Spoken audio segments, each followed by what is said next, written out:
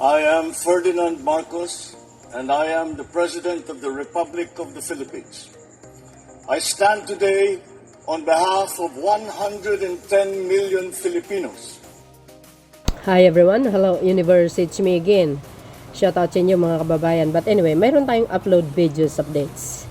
Ang pagbabalik ng isang matapang na PNP chief, ex-PNP chief na si General Torre. Nako! Ayan na naman mga bes. Delikado tayo dito. Bakit kanyo mga kababayan ito? This is good news for everybody. I know naman, there's a lot of fans of ex-PNP chief General Torre. No? Isa na ako doon talaga.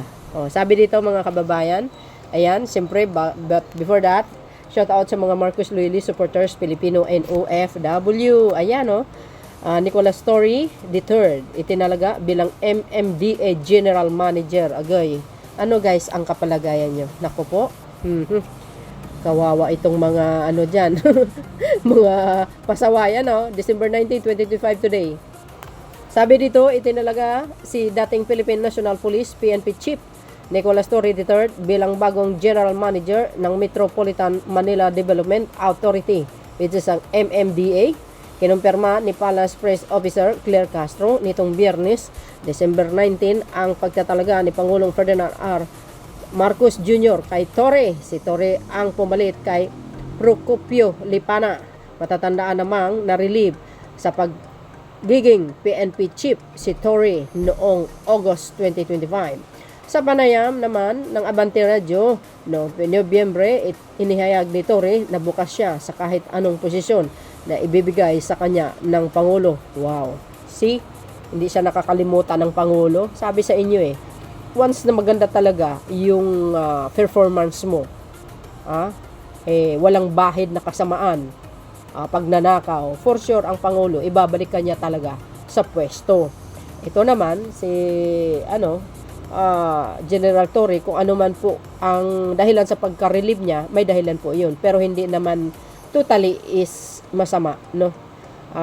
Ang Pangulo, alam niya ang magtimbang kung itong tao na ito nararapat sa ibang posisyon. Siyempre ang Pangulo ibibigyan niya uli yan.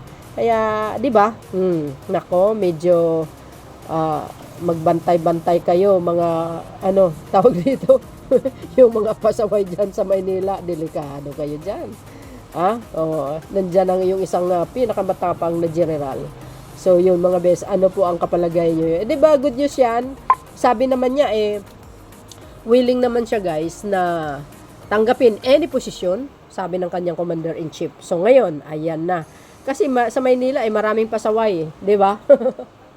Nako, lagot kayo ngayon. Alam niyo, bilib ko talaga kay General Torre guys, kasi pareho sila ni Pangulong Marcos Jr. na may panindigan dumidepende po sa batas. Totoo po yun.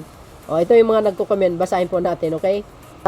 Sabi ng mga nagko-comment, maraming pasaway, result-oriented, highly principled, competent leader. It is a good BBM, keep him in the government. Yes, totoo po yan. The best talaga ito. Oo. Kaya ako, tuwang-tuwa ako ngayon. Kasi at least, guys, medyo medyo may pagkadelikado din ng kanyang posisyon. Siyempre, Metro Manila, yan MMDA. Kadaming pasaway kaya dyan. Diba? Medyo masilan ang trabaho niya ito, pero kayang-kaya niya. Siya pa. Diba? Good news. Action, it's louder than words. Agay. I hope Nicolas Torre can address the road rage issue and make our roads safer for everyone, including pedestrian and cyclist. Yan. Sabi ko nga, 'di ba? Huwag kayong pasaway kasi iba na yung niya ngayon, yung chip niyo. Nako. Sumunod kayo kung ano po ang nararapat kasi para naman sa kapakanan naman ninyo 'yan Hindi porke sinita kayo masama na, no. Dapat sumunod kayo kung ano naman yung patakaran, 'di ba?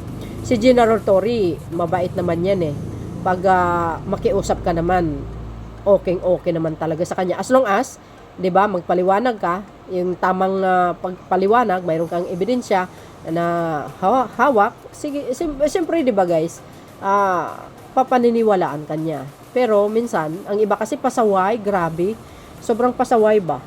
Lalo na yung mga nagmamadali. O, 5 minutes rescue? Oh, yes, pwede niya.